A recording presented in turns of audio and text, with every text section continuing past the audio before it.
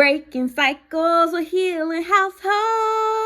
Hey, loved ones, and welcome back to the Healing Household Show. I'm your host, Antiana Fuller, and I want to thank you for tuning in again to support our mission of breaking generational cycles, building first-generation pioneers, and bonding families together through exposure and experiences. This video marks episode 3 of our Intentional Black Parenting Program series, where I highlight a concern that kids face growing up in Black or minority households, and then walk parents through on how to show up differently with intention. And as always, when I say kids or children, I'm also talking about young adults and adult children who are still healing from the way they were raised. Before we jump in, I want to take a moment to acknowledge the gap between this episode and the last one. It's been a few months, and I owe you all an apology for stepping away without communicating. I want you to know that I'm learning and growing and doing my best, and one thing I'm committed to moving forward is keeping you updated even when life gets heavy. So thank you for your patience,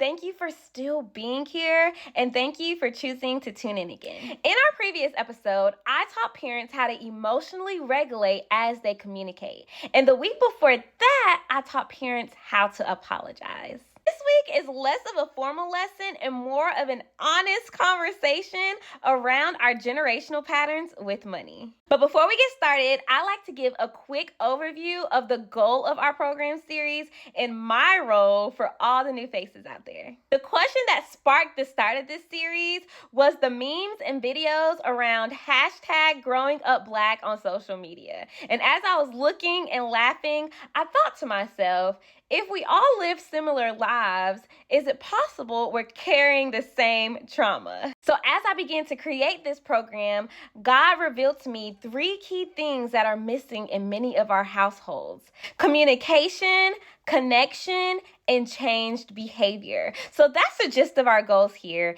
to communicate concerns, to connect through empathy and understanding, and to change our unhealthy habits.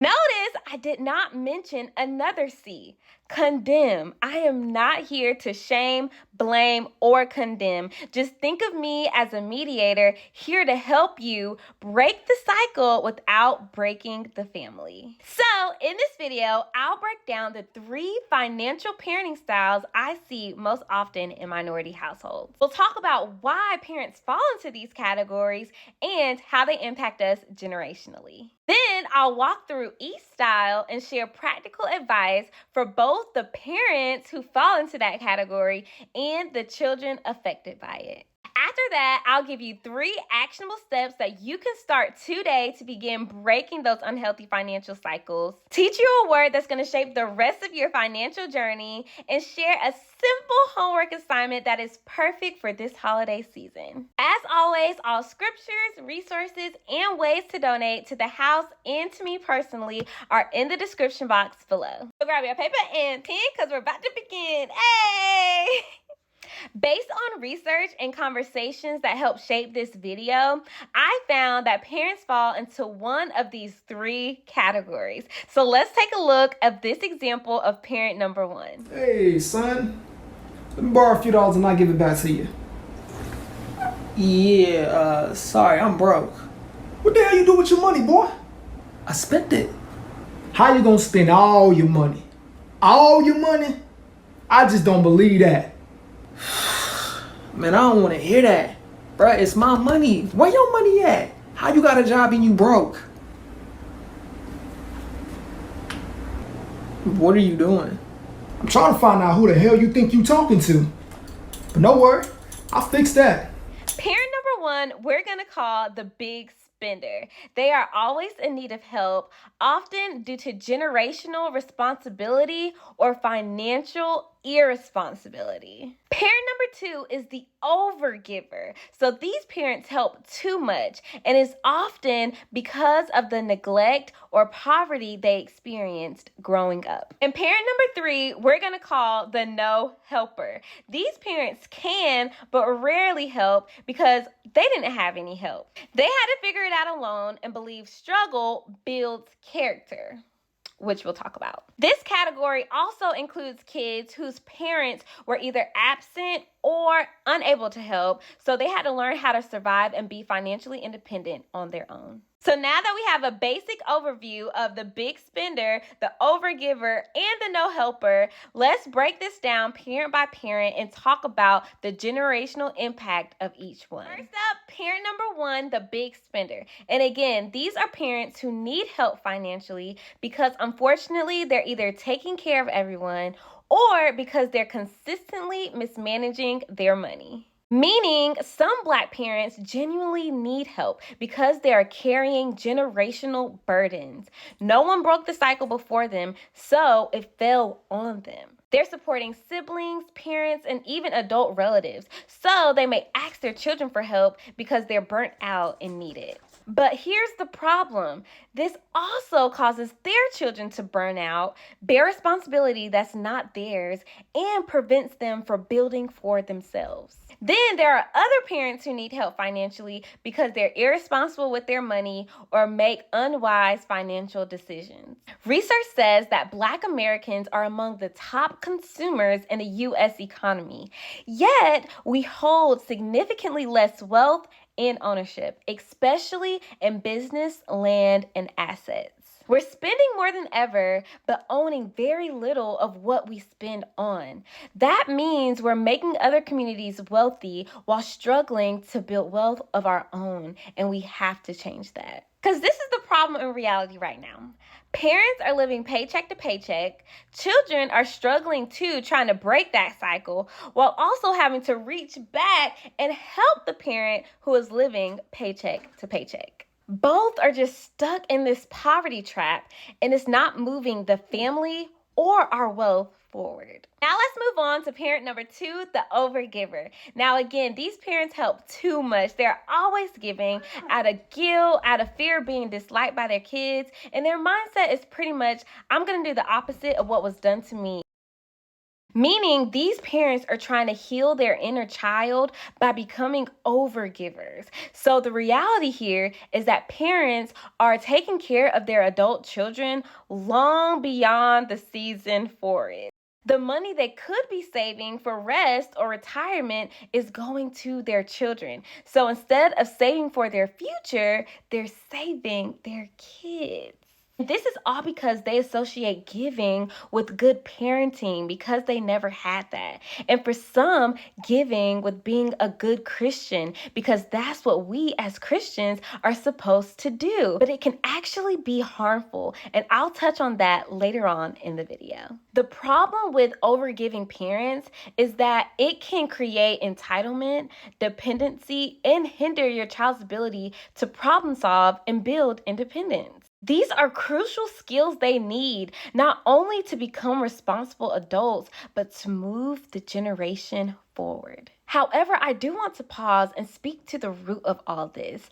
I want to remind all my overgiving parents out there, you don't have to try to be better than your parents. You already are. The fact that you spent all of your life trying to break that cycle is proof that you're a good parent. Your children are blessed and better because they had you, but overly giving is not helping you or them. Finally, parent number three, the no helper. And again, they rarely or don't help at all, either because they weren't or could not be there, or because they had to get it out the mud and believe you should too.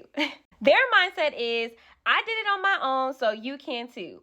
Or, nobody helped me and I turned out fine, so what's your excuse?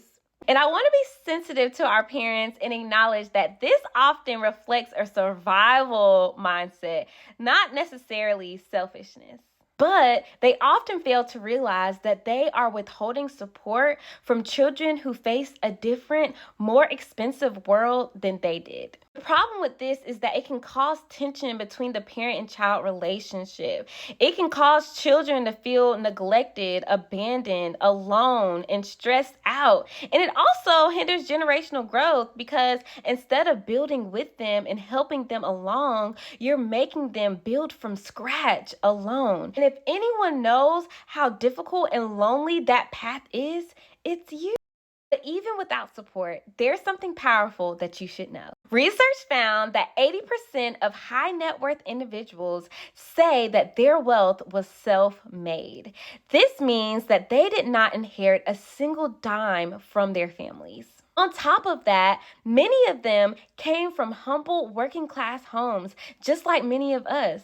I'm getting a little ahead of myself here, but just know you are not at a disadvantage just because you lack support. You are at an advantage because you have grit, you have the drive to grow, and a generous heart. But the most important G and the greatest advantage that you have is God, who will help you turn your resilience into lasting results for your family. So before we move forward, I want to hear from you.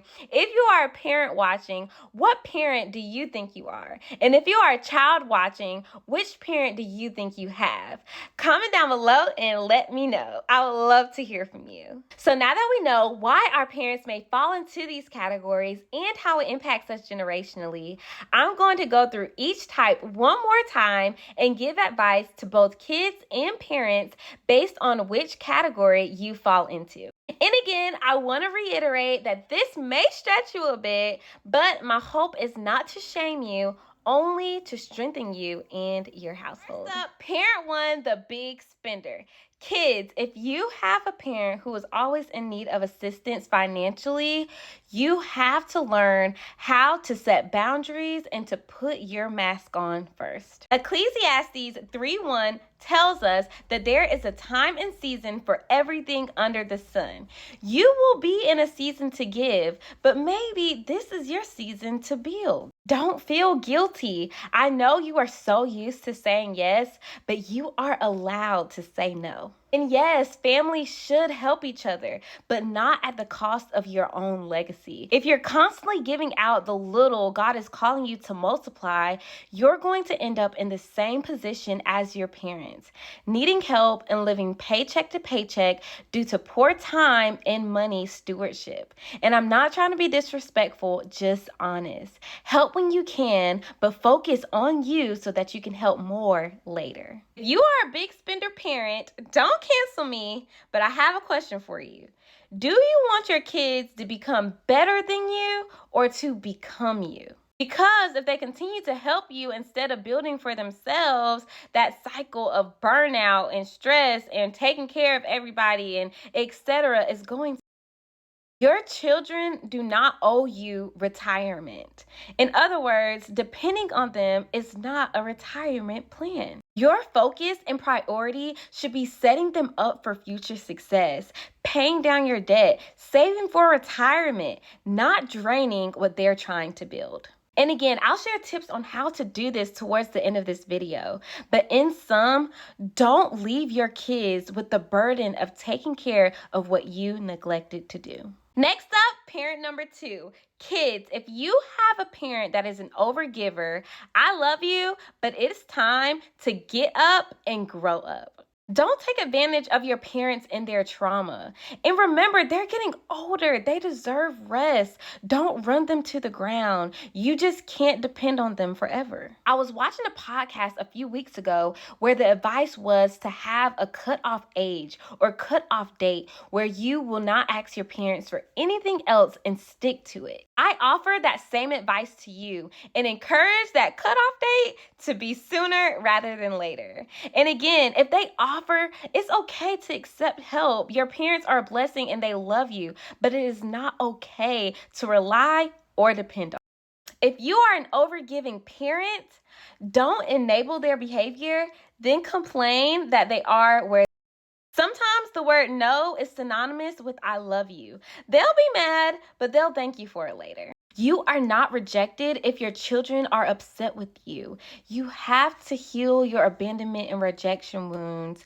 You have to be okay with being disliked. And here's why. Because you won't always be here. If you have been taking care of them all their lives, how are they going to be able to support themselves when you're no longer here? If you're giving it all away to them now, what are you putting up for them to have later? Remember, Proverbs 13:22 says a good man leaves a legacy for his children and his children's children. And while you will be leaving a legacy of love, right now you're also leaving a legacy of chaos and disorder. Lastly, parent number 3. So kids, if you have a parent that rarely or does not help financially, I want you to consider changing your mindset to why aren't they helping me to what can I do right now so that I am not dependent. This was honestly a very hard truth for me to accept. Like, after law school, I was in constant need and assumed the ones who loved me were supposed to save me. I mean, how could they just sit and watch me struggle? Hello? They did help me and did what they could, which they didn't have to do. But as I was wallowing in my helplessness, something finally clicked for me. First, our parents have things going on just like us, and it's not right to expect our problems to automatically become their priority. Second, our Heavenly Father is perfect, and even He doesn't save us without us first taking a step towards change, to turn from our old ways and make a decision to do something differently. So ask yourself, what old mindset do I need to turn away from? What step of action can I take? What decision can I make that will literally change my life? The longer I stayed in that state of helplessness, the longer I stayed stuck exactly where I was. So be like me and decide that you will no longer be chained by your circumstances. Decide that you are above and not beneath. Decide that you are a lender to nations and not the borrower.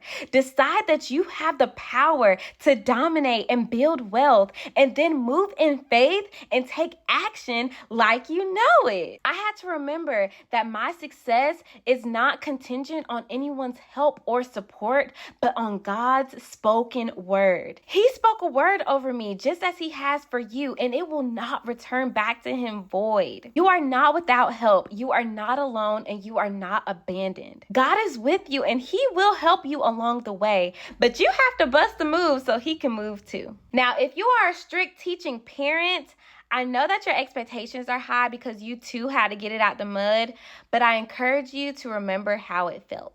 I know that you see many positives, such as your drive and your hard work ethic, but remember the silent battles that came with it. Also, remember that times are different. Not only are things more expensive, but your children did not grow up like you because they had you. God put you in a position so that your children didn't have to struggle the way that you did. So don't deny your children the gift that you are. However, I do want to commend and acknowledge the strength that it took for you to pull yourself out of your situation. Many of you have overcome the unthinkable, and honestly, your no has been deserved, but I just want you to learn balance.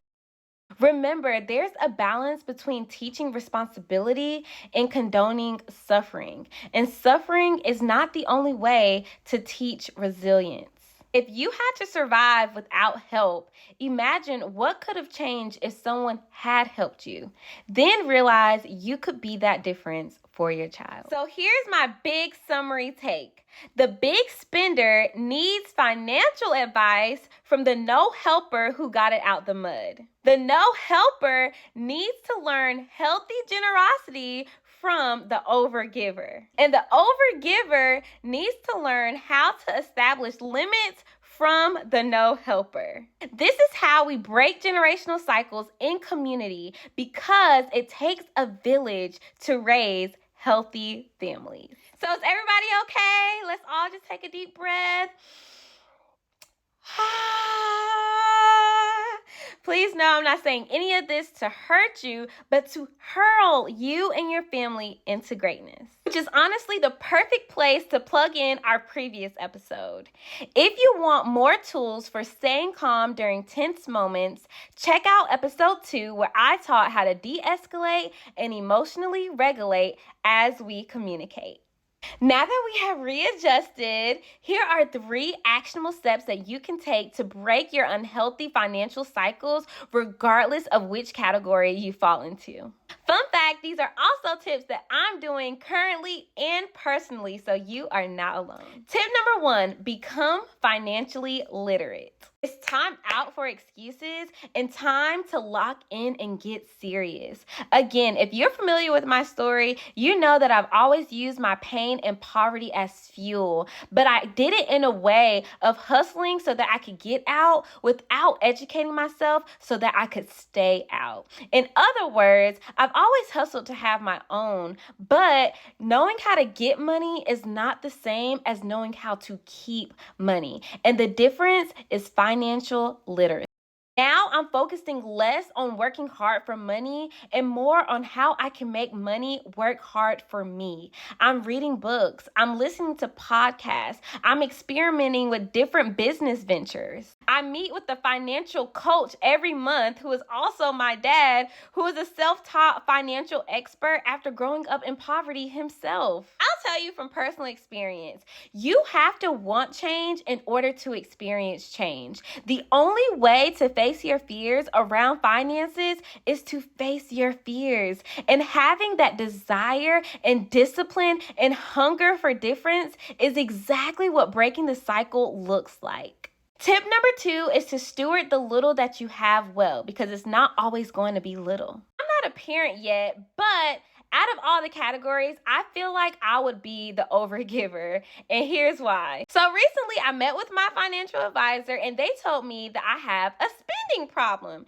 And typically, when you think of somebody with a spending problem, you think, oh, they splurge on clothes and shoes and all these things. But no, my spending problem was on other people. As I'm going over my budget with him, I see that everything that I'm making is going out supporting my family and my friends, or in gas to serve family and friends. My advisor told me simply but powerfully that I needed to learn how to budget my money and my time better. And while there's nothing wrong with giving, it can be disastrous if excessive. Ecclesiastes chapter 7 verse 16 reads, "Don't be excessively righteous and don't be overly wise. Why destroy yourself?" When you overgive or overserve because you think that you should or because you think that it's good and righteous, you can actually harm yourself. This is wisdom teaching us that overgiving doesn't look like righteousness. It looks like destruction. And not only is this not wise, it's also just not good stewardship. In Luke chapter 16, verse 10, we learn that whoever can be trusted with very little can also be trusted with much. If you're overly spending and overly giving the little that God has blessed you with, instead of multiplying and building what He's telling you to, that's unwise stewardship. Why would He bless you with more? Just remember, God is watching what you do with your seed, and you want to show yourself faithful and trustworthy. And finally, tip number 3, boundaries. Okay, everybody repeat after me. Not so much the no helper parents because they already have this down pat, but everybody else repeat after me. No. Let's say it again. No. This is the word I need us to start knowing and using. It's personally my word for the rest of 2025 and going into 2026. Listen, it's okay to say no. It's okay if you can't go. Don't try to keep up with the Joneses. Don't be afraid of being looked at as broke. You are not broke. You are building wealth and you are breaking cycles. They may laugh at you now, but trust me, they will be learning from you later. So many of us are just like, I need more money. And I know you think more money is the solution, but I promise you it's not if you spend it recklessly, which goes back to tip number 2. You may not need another job. You may not need another side hustle. You may just need to stop giving it all away and start saying no. And don't feel guilty. Setting financial boundaries and telling the people that we love no can actually be helpful. They may become resourceful and turn somewhere else for help. They may get creative and come up with a solution to their own problem. Or they may come up with the money on their own. See, they still got what they needed and you did not have to compromise your peace or your money. Your no was tied to their success and their personal growth. Which, speaking of, did you know that millionaires and other highly successful people are skilled at saying no? This is to protect their time and focus because they understand the value of their time, their energy, and their money. Every yes is an investment, so they say no to distractions, unnecessary spending, and any other thing that doesn't align with their goals. So start becoming the millionaire that you are by creating that habit now. And again, this is different from knowing you can and withholding. I'm not saying don't be generous. I'm not saying that you can't ever say yes. I'm saying don't force a yes when you can't. I'm saying to be a good steward over what God has given you. And I'm also saying that being generous is something that you can plan for in your budget, which I do now thanks to my advisor. So in sum, know that it's okay to say no. Know that upsetting people is a natural side effect to having boundaries. And know that just because that guilt is there doesn't mean you're doing something unkind. Before we wrap up, I just have one simple homework assignment for you. And with Thanksgiving right around the corner, it shouldn't be hard for you to do at all. I want you to say thank you to a family member who has supported you financially. Tell your parents you thank them. Tell your children you appreciate them. Be grateful. Anytime anyone gives you anything, know that there was a sacrifice attached to it. Even Jesus. No one has to do anything for us. It's their love for us that makes them do what they do. No one owes us anything. We are not entitled to anything. So be thankful for everything. Now, I know that we covered a lot today, but if you're still here, I know that you're ready for real change, and I'm so proud of you. And I have good news. This is not the end of the conversation. Before we transition into our fourth concern around our parents and the way they punish, I'm going to do a part 2 where I go deeper into our finances. I'll be answering the big question, what are parents financially responsible for after their child turns 18? Y'all, we're going to continue this honest conversation and finally settle the debate. So make sure that you are subscribed so that you don't miss it. Also, I read every single comment, so please be sure to drop down below what category you fall into, which tip you're excited to apply, and also share this video with another cycle breaker that you love. All right, loved ones, it's time to go. Hey, I hope you learned and enjoyed the show. Like, subscribe, and comment below, and we got Cash App if you let to sow. Stay tuned for what's up next to sow. Hey, videos to help you learn and grow. Hey, thank you to all my sis and bros. I love you, and God loves you even more. I love y'all so much. I'll talk to you soon. Yeah. Oh, say so.